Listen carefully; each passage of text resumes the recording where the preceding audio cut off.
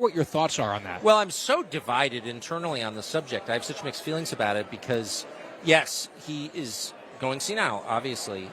But just to tell you, I know that I've known Joe Biden for 30 years. I always liked Joe Biden for whatever it's worth. Very warm person. Never agreed with him, but I never hated him at all. I always liked Joe Biden. I know a bunch of members of his family, and a couple of them very well. And I knew for a fact that certain members of the family were very concerned about his cognitive ability. They didn't expect him to get the nomination. Nobody did.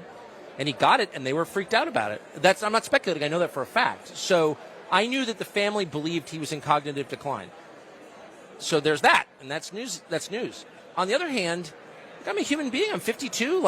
I hope I make it to 78. I think there's nothing sadder than someone losing his mind. I think I've seen it with relatives. Of course, people you really love. Yeah. I respect old people. That's the other thing. I just instinctively respect old people. They've been around longer. I aspire to be old. Yeah, exactly. Day, right? Thank you. Nicely put. I aspire to be an old person.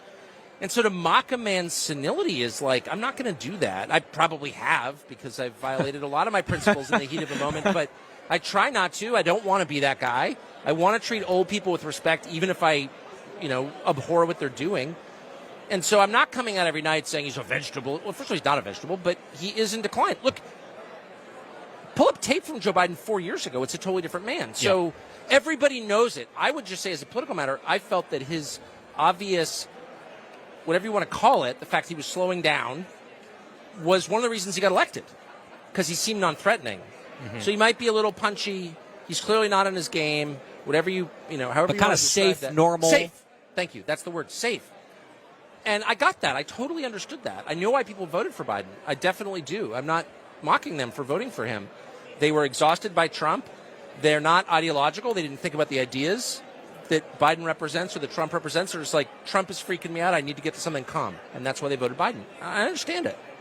What we didn't understand is that Biden would be immediately taken over and used as a vessel by people who really have a hard ideological agenda that is... Yeah. How safe is it feeling right now? Not at all. And, if Biden had come in and done things I disagree with, raised taxes or kept troops in Syria, I would have complained about it because I don't agree with those things. However, I wouldn't have been afraid. If he had made good on his promise to try to unite the country, not demonize whole segments of the population on the basis of their vax status.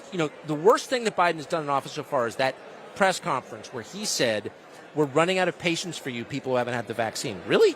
First of all, people who are vaccinated, according to Pfizer's own numbers, are not living longer than people who aren't vaccinated. In fact, according to the Pfizer study, they're living a little shorter.